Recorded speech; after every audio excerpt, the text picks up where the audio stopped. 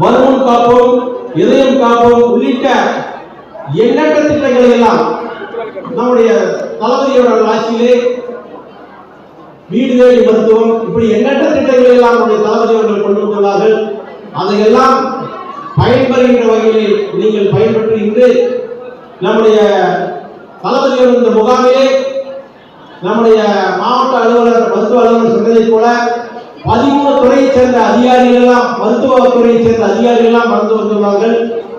குறிப்பாக நம்முடைய மாவட்டத்திலே மொத்தம் 40 இடங்களிலே இந்த மருத்துவ முகாம் நடைபெற்றுள்ளது. இதுவரை 17 முகாம்கள் நடைபெற்றுள்ளது.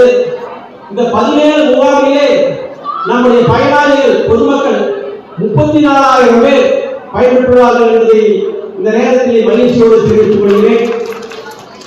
இதுக்கு முன்பு போன வாரம் நடைபெற்ற நம்முடைய எஸ்எஸ்எம் ஒன்றியத்தில் நடைபெற்ற முகாமிலே 2,500 பேர் பயனாளிகள் பயன்பெற்றார்கள் என்பதை இந்த தகவலை இப்பொழுது என்னிடம் தெரிவித்தார்கள். இந்த தொண்டாமுத்துறையிலே நம்முடைய பொதுமக்களுக்கு இந்த பயன்பாடுகளை பயன்பெற்று ஒரு 3,000 பேராக கலந்து கொண்டு இந்த திட்டத்திலே பயன்பெற வேண்டும் என்ற நேரத்திலே தெரிவித்துக் கொண்டு நம்முடைய தளபதி அவர்கள் குறிப்பாக மகளிருக்காக எண்ணற்ற திட்டங்களை எல்லாம் கொண்டு வந்துள்ளார்கள்.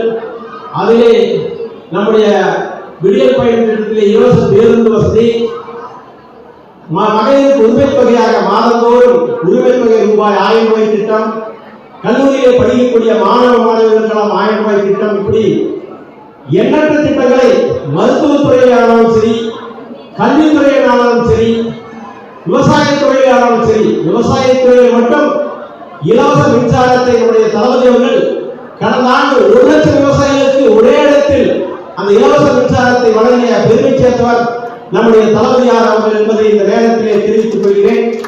இப்படி எண்ணற்ற திட்டங்களை எல்லாம் நம்முடைய தளபதி அவர்கள் ஆட்சியிலே நிறைவேற்றுகின்ற வகையிலே அதே சமயத்தில் நம்முடைய துணை முதலமைச்சர் நேற்று 47வது பிறந்தநாள் கண்ட நம்முடைய துணை முதலமைச்சர் அண்ணன் உதயநிதி ஸ்டாலின் அவர்களுக்கு உன்னுடைய சார்பாகவும் என்னுடைய சார்பாகவும் பிறந்தநாள் வாழ்த்துக்களை தெரிவித்துக் கொண்டு அவருடைய துறையான விளையாட்டுத் துறையானது என்று இந்தியாவிலேயே நீங்கள் எடுத்துக்கொண்டால் இந்த விளையாட்டுத் துறை இதுவரை யாருக்கும் அந்த துறை இருப்பதாக தெரியவில்லை. ஆனால் நம்முடைய துணை முதல்வர்கள் அந்த துறையை பொறுப்பேற்றதிலிருந்து பள்ளியிலே படிக்கக்கூடிய மாணவர்கள் முதற்கொண்டு பொதுமக்கள் வரை அந்த விளையாட்டுத் துறையை சிறந்து வருகின்றவர்களுக்கெல்லாம் வெளிநாடு செல்வதென்றாலும் சரி, வெளி மாநிலம் செல்வதென்றாலும் சரி, அரசாங்கமே அதுக்கு உண்டான தொகையை செலுத்தி அவர்களுக்கு அந்த ஊக்குவித்து நம்முடைய இந்தியாவிலேயே நம்முடைய தமிழ்நாடு விளையாட்டு